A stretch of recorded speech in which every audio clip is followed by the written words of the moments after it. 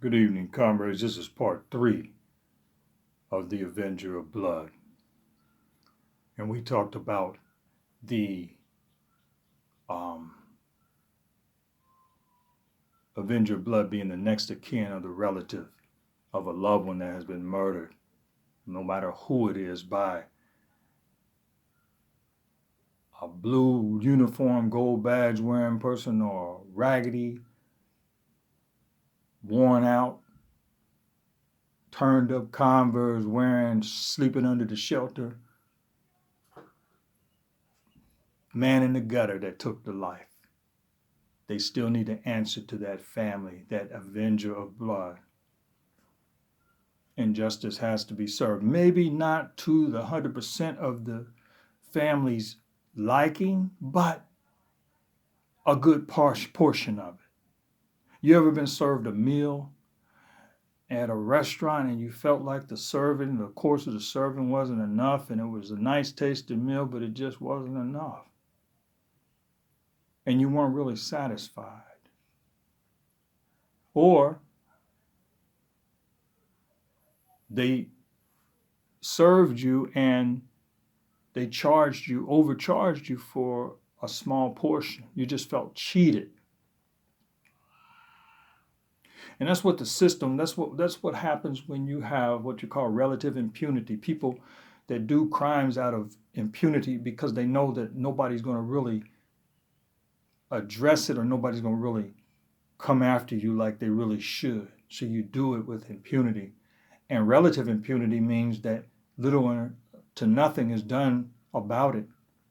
So when this Avenger of Blood is accountable to the courts, the judges, the police, everybody have to answer to that family. And even if it's a black on black or a regular citizen, civilian on civilian crime, you still have to answer. You don't know.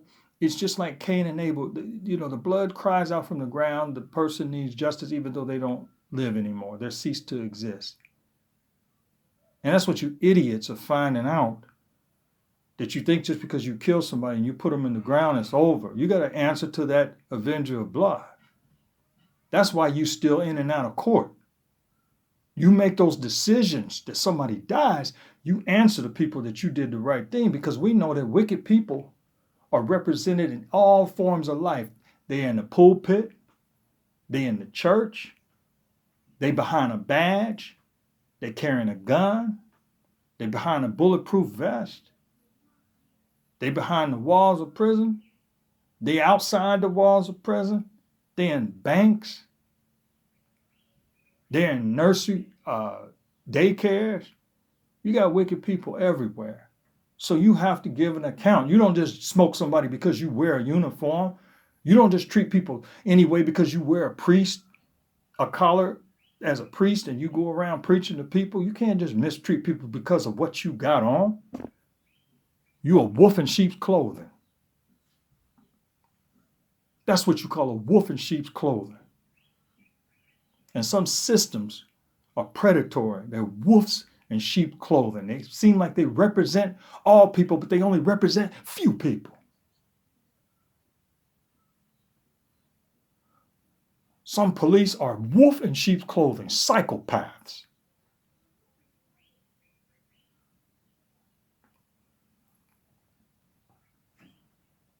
So we know you're not man enough to stand up for what you do wrong. So you got to hide behind the Bible. You got to hide behind the badge. You got to hide behind the uniform. You got to hide behind the gun. You got to hide behind your bandana. You got to hide behind your tattoo. What you carrying out, and the blood of brothers is spilled on the ground, and the earth is receiving blood of innocent people. Some guilty, but you spilling blood. Who gave you the right and authority to decide who lives and dies? All you got the right to do that? Don't you see the society is becoming uncontrollable, unruly? A vicious cycle of murder happens every day, weekly. Half of it's not even reported.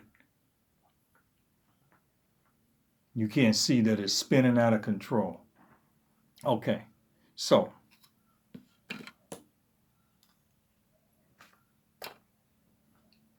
many of us, and I say us because it includes me, many of us are going to meet our Creator with bad news because of the way we dealt with our fellow man. Am I my brother's keeper? Yes, you are.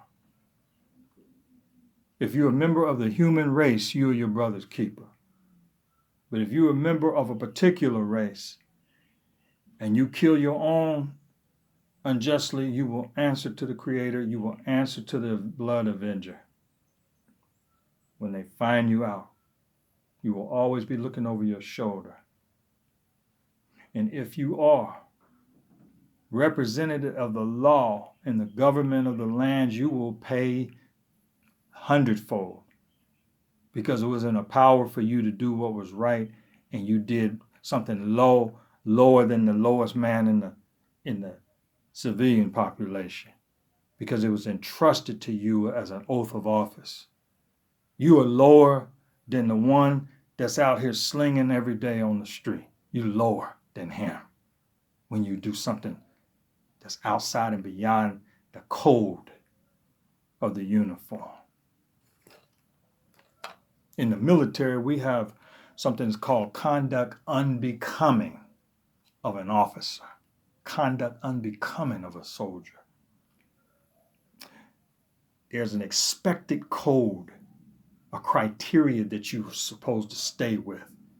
And now we got people lying and false witnesses, just like in the 6th chapter of Proverbs, talking about bearing false witness and setting up liars and witnesses just to cover the low-down act that was committed by this public servant. Okay, so let me get off of that. Let me get on to something and move on forward. My last part 3 was cut short because I ran out of space, and I had to go back and gloss back over it. Zephaniah 3:19. God sees the oppressed and the outcast. Why doesn't the bigot see him? God sees the oppressed and the outcasts of mankind in a society. God said, whatever you do to the least of these, you've done it unto me. So if you take that position that is given to you by the people and you abuse it and take it into your own hands to execute death, to execute judgment on a person who had the right to have a hearing and a trial, you have lost your position with God. You will be like Cain, and people will seek you out. They seek your family. That's just humanity. That's just the way humanity. I don't have to prophesy. It's already in the scripture. I'm just talking about what is already there. I don't have no names. Bond or free, rich or poor, young or old, male or female. You have to give an account for all that you have done, all your responsibilities.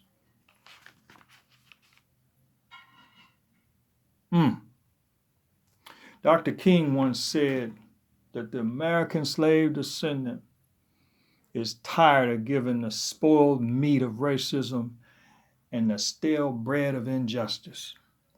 They're giving you bread, but it's stale. They're giving you meat that is spoiled. Something that they wouldn't even feed their own dog. And they're serving it to you as a form of justice that it was served. They're shortchanging, cheating you. They're just like a cheating merchant, cheating you out of life. So when the blood avenger decides to take the law into his own hand, don't be surprised. Be ready to look over your shoulders. I'll be looking over my shoulders if I did something like that. Even if I was justified in doing it, you still have to look over your shoulders. But why look over your shoulders for doing something wrong? Dr. King was looking over his shoulder. Malcolm X was looking over his shoulder when they decided to do what was right, and they were still killed. So we're living in that kind of law. An eye for an eye becomes the standard. Vigilantism is nurtured. The avenger of blood is dissatisfied. The judgment of God shall ensue.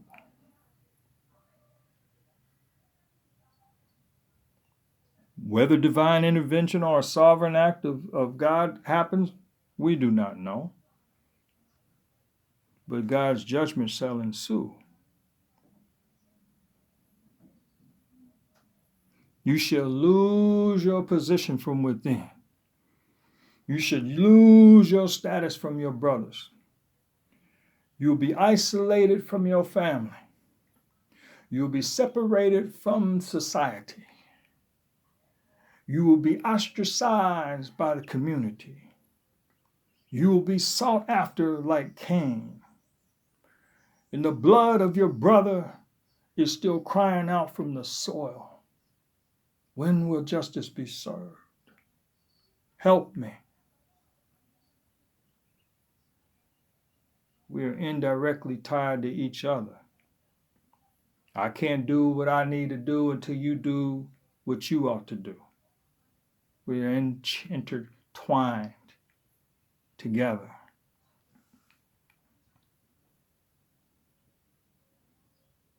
From within you shall fall, and from without you shall be conquered. From within you shall rot, and from without you shall be shattered.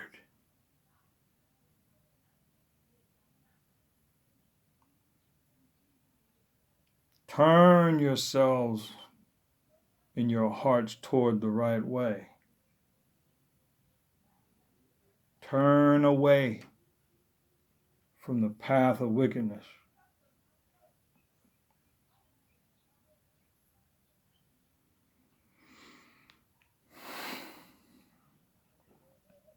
The Avenger of blood. The Avenger of blood.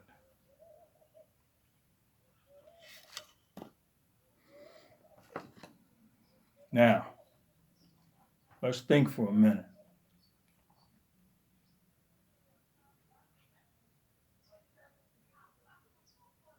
All life is precious. All life is delicate. But for the psychopath, he's not going to see it that way. For when he does wrong, according to the book of Romans, and when vengeance is taken on his life, he acts as a servant of the Lord to render justice to those that doeth evil. But the people that do right, they should be unfearful. The people that do wrong, they should fear, because the one that takes the vengeance of the life is appointed there for such a reason, so that you deter many of the future possibilities of murderous acts. So it's set there for a reason.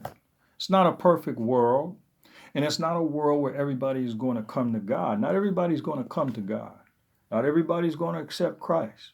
Not everybody's going to turn the other cheek. Not everybody is going to accept the gospel. Not everybody's going to want to live peacefully. Not everybody is going to do right like you want to do right. Not everybody wants to seek justice like you want to seek justice. But where there is litigation, where there's legislation, where there is law, where there is justice, where there are statutes, where there are provisions that says that a man can dwell in his place peacefully without interruptions, without being spoiled, you can still have peace and be a Muslim. You can still have peace and be a Christian and live peaceably amongst one another.